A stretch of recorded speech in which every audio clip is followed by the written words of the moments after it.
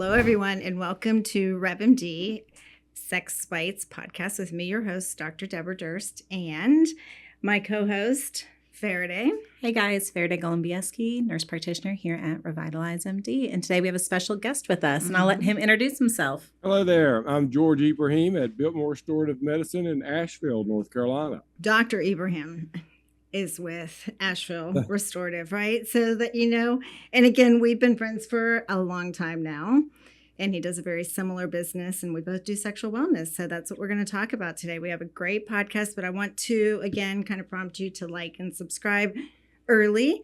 If you like content that's going to improve your sex life, then you will get alerts as to other podcasts. Today, I think the first thing we'll talk about then is maybe the Cialis Viagra, the little blue pill. What do you think, George? One of the first things I always tell guys is when we were in our 20s, I'm old, but when we were in our 20s and we could perform pretty regularly whenever we wanted to, Viagra hadn't been invented yet. We had the foundation, it was testosterone. So, the vast majority of guys who come in and that's what they're looking for, Cialis or Viagra, I go, well, your deficiency is probably not Viagra or Cialis. It's more than likely testosterone. But then once a guy's been optimized from his testosterone level, there are going to be some men that are going to need some extra help. And I think that's when Cialis and Viagra come into play, but only after they've optimized their testosterone levels. Yes. What do you think about? So hormones first. Hormones. Yeah, absolutely. And just to give you a little background too, Dr. Ibrahim is like a urologist by trade. Yep. Duke trained, and so his background in this is extensive. So, and he's been doing hormone replacement for a long time, so an expert in the field. So when we're talking about them coming in their 30s, 40s, 50s and beyond, HRT or hormone replacement and optimization first. Absolutely. Yeah. And then once that's optimized, if they still need a little bit more, then going to Cialis or Viagra, I think, is a very safe and reliable option for some men. There's a trade-off. I do believe Viagra is a little bit stronger, but then it does have bigger side effects. Cialis, not as many side effects, but I don't think it has as big of an oomph or an effect. I tell guys, I look at it as Coke and Pepsi, and let's pick the one that they prefer. I don't think one's any better than the other. It's just, it's up to the guy. I think the biggest issue is when primary care has just written them a prescription and didn't bother educating the patient on how to take it properly. That's the biggest. You find those as the biggest problems with patients doing it right? They do it wrong. Most guys that can go out, let's just say date night. They come home, they've eaten this big old steak, baked potato, dessert, belly's full. She might be in the back room changing into something sexy. He could then goes in the bathroom, pops a little blue pill. They hop into the bed. It's not going to work. You cannot take it on a full stomach. Cialis is not as bad, but Viagra and a full stomach, it's not going to be absorbed for 4 to 5 hours. And that's the big, that's where these guys get destroyed on it. I tell my guys, take it before you go out to eat. It's going to be around in 3 or 4 hours. But if you come home and you take it on a full stomach, forget about it. Be ready the next morning, but you're not going to have anything in your body that's going to be working that evening. Empty stomach, empty stomach, empty stomach is really the only way to take either of these two medications. What's your opinion on daily Cialis? What about those guys? First of all, it takes an entire month to work up to the therapeutic effect of 120 milligram Cialis. So the guys that are doing the daily 5 milligrams, you just tell them, don't even think that this is going to do anything for you for at least a month. So that's huge because, there are guys that will do the daily, and by daily, they mean 2 or 3 times a week. You can't do that. You've got to take the daily every single day, and it takes a month before it starts to work. So I don't think that's a problem. My bias is the older guys pretty much have an idea of when they're going to be active. So why bother with taking something every day when you know that it might be certain days of the week that you're going to be active? The younger guys where there's more spontaneity, more surprises, I like to say, I think they're better off doing the daily because, they're less. They don't have to time it. Routine. Yeah. Yeah. And then you don't think that Cialis has as much a problem, but it still has to be on an empty stomach. Yeah. But not as big an issue. Exactly. But at the end of the day, you're going to confuse patients. I just tell them, just do it on an empty stomach. Mm-hmm. Yeah. And then the other biggie that we, have a little ditty in the office that we tell guys is face is red, time for bed. Until they have that facial flush. It's a good little It's saying. That is a good saying. I like that, George. Yeah. Face is red, time for bed. If you don't see it in your face, it's not working down there. Mm-hmm. And then you got the guys that know they're going to get nasal congestion.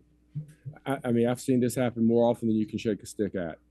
You got to tell them, look, you don't take Sudafed, guys. I know you're going to get a little, sinus runniness, your nose is going to run, you might get congested, but Sudafed destroys erections. Yep, counterproductive. And I've had guys come in, they tell me, I religiously take my Sudafed every time I take my Viagra because I don't want to get that stuffy nose. I go, well, guess what else? You're not going to get an erection either. That's a guarantee. Yeah, not going to happen. So again, I've heard it so many times, and I'm sure you have too, where they're going out to dinner and they're afraid that they're going to get an erection, if they take it too early. And you hear that over and over again. So I think they're just not being instructed well by the docs that are actually writing the prescriptions most of the time. Yeah. And, Viagra and Cialis don't cause erections. They help sustain and promote an erection that has to be caused by something else. Mm-hmm. You can take as much Viagra as you want to. You're not going to spontaneously become erect. Mm-hmm. Something has to happen to get it to start flowing. Starting then point. Okay. Yeah, but it's just, you're not just going to pop an erection sitting at the table unless something's, arousing you. What's your opinion on nitric oxide as a supplement to help increase blood flow? I think it's fantastic. I mean, that's, where Viagra is getting, basically it's starting to work, and having more nitric oxide on board is a great thing to do. With the Viagra and the Cialis, or do you ever have patients who recommend doing it as an independent supplement? If they can get away with it as an independent supplement, that's one less thing. All guys think they can get away with that. That's it. They all think. That and L-arginine. Early on, anyhow. Early. Yeah.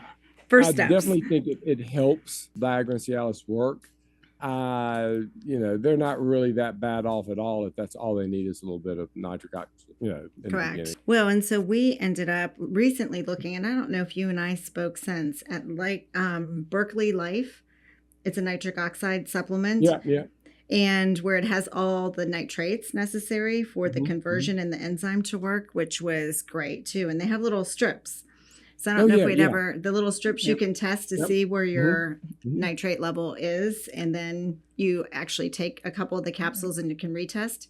And it's like having beets and spinach and all that in like a little capsule form. Yeah. Way more effective than L-arginine, which has to convert. Yeah, correct. Yeah. So when they take Well, L-arginine, I'm sorry, what is it? Those tabs are effective. Yeah.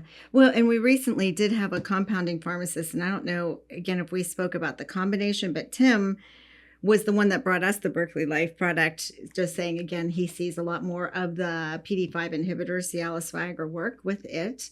But he does a combination troche. I know you use the same compounding pharmacy we do, but... Yeah. I've used them. Okay. I mean... What you're doing is you're trading down a little of the dosage on the Viagra. You're supplementing it with the Cialis. Do you have to? Could you get just as good of a result using one versus the other? Probably. Where I'm seeing it beneficial is my guys that have side effects on high dose Viagra. They seem to do a little bit better, being able to have a little bit of a lower dose, still getting that Cialis, that different pathway, and they're able to manage and get erections and keep them. Mm-hmm. So that's where I've seen it most effective. One of the reasons why the lozenges work really well is the whole idea you're trying to get as much buccal or absorption through the mouth rather than through the stomach, because once again, the guy's going to have eaten a big dinner half the time, and doing a troche or a lozenge, if they absorb it through their mouth, then they bypass that full stomach. And so I prefer lozenges over the tablets, only because I don't care how often you tell these guys, until they finally realize the stomach makes a difference, they really don't realize that the full stomach makes a difference. I just think they don't hear you. That's all. There's some selectivity. What is it? They hear about 10% of what we say to them in the office? Exactly. They may hear more from you, but sometimes there's this selectivity. with an XY occasionally, so maybe that's it. But I think the big thing is urologists are really, if anything, going more towards the pill and the little blue pill or Viagra Cialis as a treatment for what they need, instead of more comprehensively doing it. And looking at the hormones and everything else. And everything else. So if we wanted to talk a little bit about, what other things they can do, because they're coming to us because they're not getting a response to, or they're getting side effects with. And so how we address it otherwise to at least touch on those points. The pill worked and now it doesn't. Correct. We hear that often. Mm-hmm. The biggest thing, you're doing hormones, I'm doing hormones, I'm a urologist. The number of times, though, that I write for Viagra and Cialis in a given month is so few. Yeah. Because, testosterone is doing such a big job. I mean, testosterone is a vasodilator. It helps with libido. Viagra and Cialis don't do any of that. Then we have the other new peptides. PT141, I think, is going to be a blockbuster in the future. And I think it's going to take the place of Viagra down the road. I mean, it's got a little bit different side effects that we have to teach patients about, but I think PT141 is a blockbuster. And PT141 being a different pathway too. So not even needing a stimulus like you do with the with Cialis and Viagra, the PD5 inhibitors. You don't need a stimulus. That can be spontaneous. Yeah. Oh, yeah. Yeah. So timing is big with that one. Key, huh? Figuring out the timing. But you found that a lot of patients love PT141.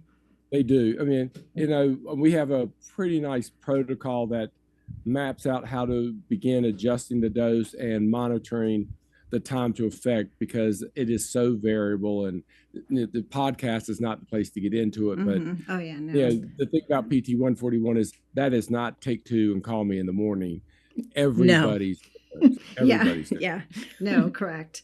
And it's different for them, both side effect profile and timing. So that's huge. But once they figure it out, it's pretty real repeatable. But they got to figure out what their time frame is going to be and what dose is going to be. Correct. And those are, again, adjuncts to really kind of our core treatment for, sexual wellness, sexual health in men. Because really, when we're talking about performance, number one, as they age, it's hormone decline. So hormones first. And men are easier than women with that, as you well know. Yes. So it's one hormone versus and managing all a of them. second. Yeah. Well, and I don't mean to interrupt you. While men are easier, men are more stubborn. Women go through menopause and it hits them like a ton of bricks. But men lose testosterone. Every man's losing it, beginning around the age of 25 at about a rate of 2 to 4%. They're losing it little by little, so that by the time a man is 50, 100% of men have lost 50% of what their peak levels were. I'm sorry. You can drive a Maserati with the tires halfway inflated. It's not going to perform, though. No guy in the world would think that a Maserati is going to perform with the tires half inflated. But then here he is thinking he doesn't need help or need more testosterone when his testosterone levels are half of what they should be. I love the way he talks. Yeah. And then by the time they're 60, it's down to a third.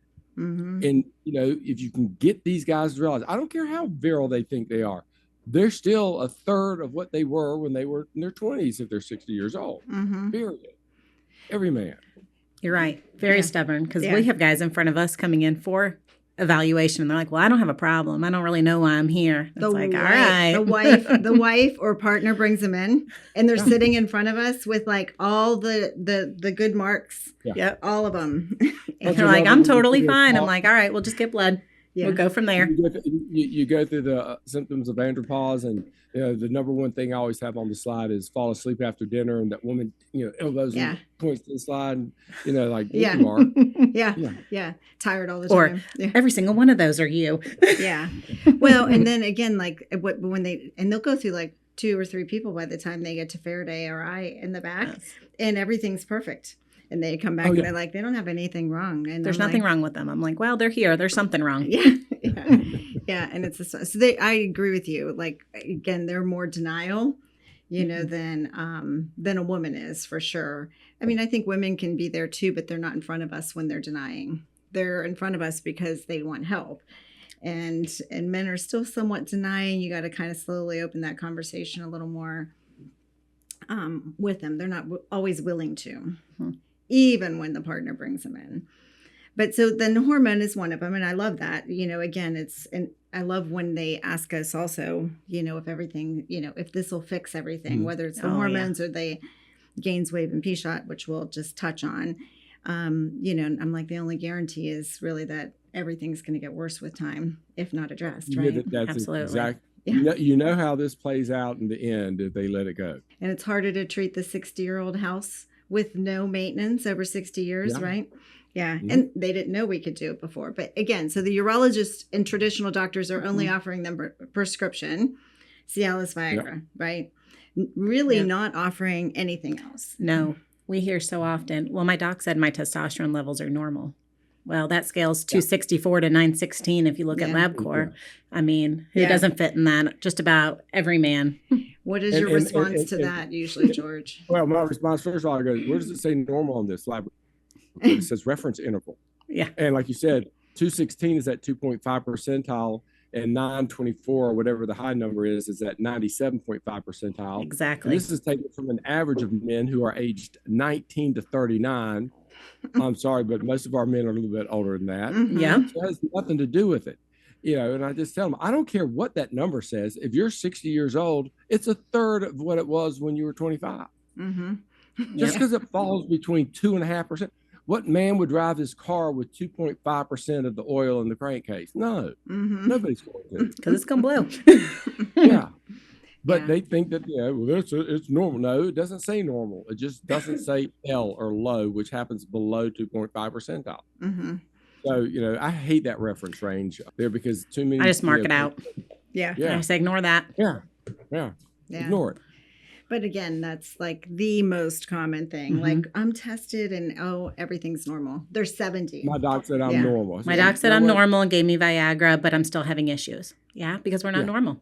You're not normal. We need to optimize. We got stuff to do. You might be normal for a 60-year-old man, but you're not normal for how you want to feel because you want to have the erection of a 25 or 30-year-old man.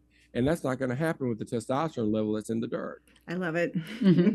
So again, we always say like 80% of it is, a blood flow and 20% is hormones. Obviously, optimizing hormones. None of the other stuff works unless you've optimized hormones.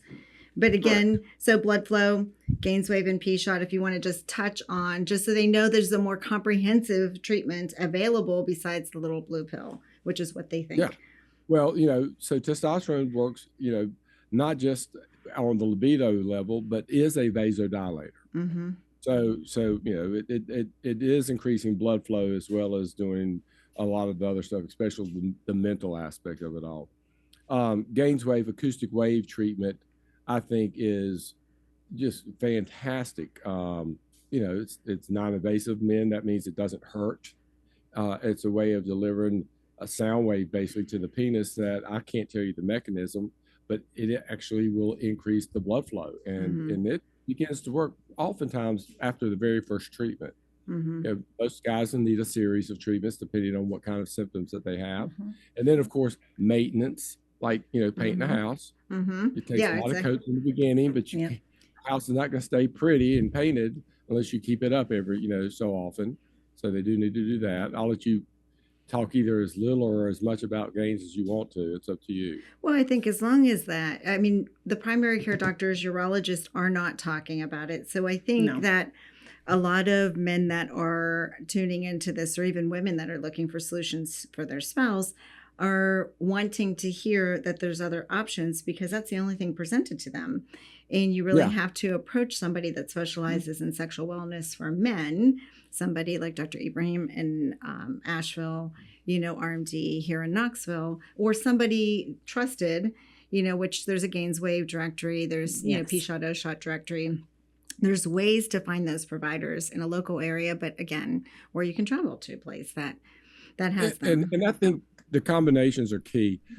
Guys that would have to take 100 milligrams of sildenafil, Viagra, undergo gains wave protocol, and now they're able to get by with 50 milligrams and half the headache and half the other side effects because they've helped on a different way. So it's, Correct. different mechanisms all looking to go to the same goal.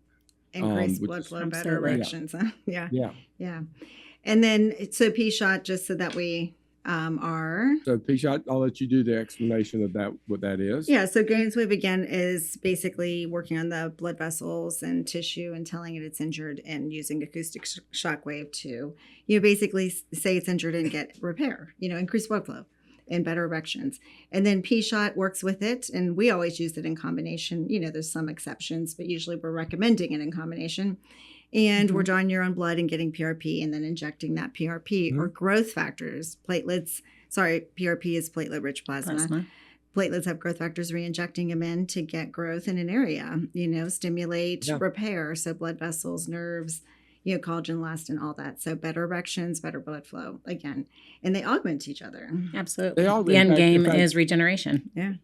And in fact, now whenever we do a P-shot, whether or not they've signed up for a full Gainswave protocol, we're always doing a mini Gainswave treatment, as we do the P-shot, because Correct. we're increasing the blood flow at the same time that Yep. we're doing the P-shot. We talk a lot about that in the office, especially even with like our women that want to do a no shot. They come in and they're like, I just want a no shot. I'm like, well, let's do some radio frequency, something with it. Tell the Yeah. tissue there's damage. So when we dump all these growth factors in, we're going to That's get a what to better do. result. Yeah, Yeah. absolutely. So at least they know that there's other options in addition to prescriptions, because that's, those are the answers they're getting, and sometimes they don't know. Fortunately, there's more information out there, and people will hear it on the radio. I don't know if it happens with you, but we don't advertise on the radio, but we get a lot of patients in for call Gainswave from it. advertising on the radio. Somebody else advertised, they look on the Gainswave and they find us, and then they come in, but we've never done any advertising on the radio. So, No. yeah, I mean, they hear Gainswave and they know how to look at that, but they don't remember. They know how to Noctis. Google. Yeah. So finding a Gainswave provider is good. So anything else you think we should add? Like otherwise, I think again, the results of like those more comprehensive treatments are really lowering a dose of something you're already using to try and get erections. And again, if you're not optimized on hormones, then that's the first step. I mean, Absolutely. I think it's, will I write for it? Yeah, only because I know I'm not going to hurt somebody, but I'll tell them, I go, that they're spending their money in the wrong order. Well, good. Well, then, obviously, if anyone has any comments or questions, anything you want to hear more about, just drop them in the comments underneath. And again, thank you so much for being on and talking to us about the little blue pills, Dr. Ibrahim. And all other things. And sexual all the other wellness. things too. So, and again, he has a wealth of knowledge with all of this, and frequently he gets phone calls from me asking specific questions, and it's awesome to have that sounding board. You guys have got a great practice going, Dr. Durst. I so appreciate all the help you've given me, and I look forward to coming to Knoxville soon. All right, awesome. Well, thank you so much. Thanks for coming on and talking with us.